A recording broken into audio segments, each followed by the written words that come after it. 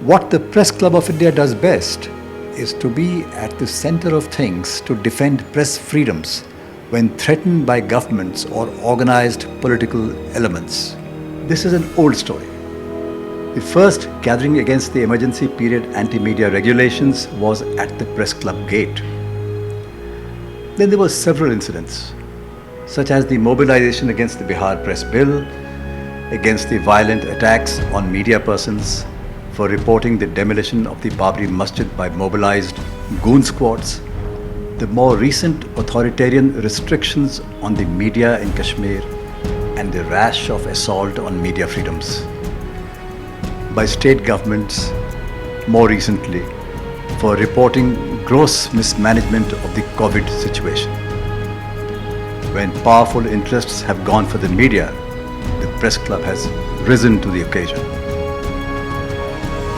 In the normal course of life, we are a benign social and professional hub of journalists. Stories are exchanged here. Gossip is checked and cross-checked. Press conferences are held. Meetings are organized to discuss and debate.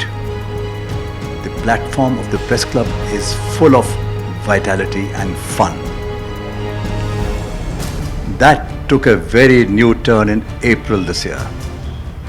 In the tumult of the national lockdown against the new coronavirus in late March, and the spillover of the late February communal violence that jolted Delhi and India, there were lakhs of poor, hungry people on the streets of the national capital.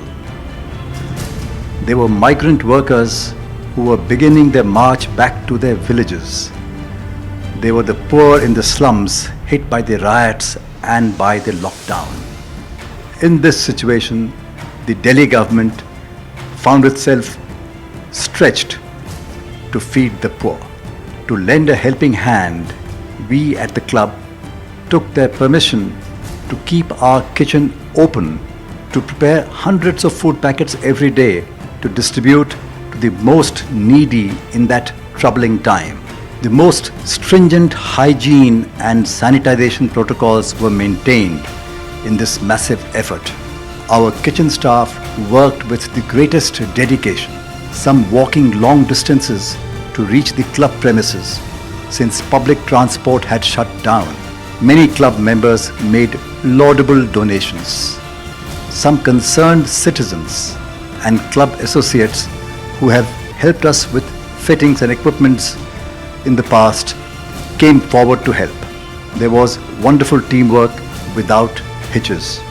We were completely out of pocket since we depend on membership subscriptions and daily earnings from the dining and the bar area, which plummeted to zero with the national lockdown. With the goodwill of our suppliers, for 2 months we managed to deliver our food packets to various parts of Delhi in the most difficult time the city has experienced since the partition era dislocation and trauma. This was very different from the club's normal activity, and we are very happy we did it. In the normal course, as journalists, we ask the questions.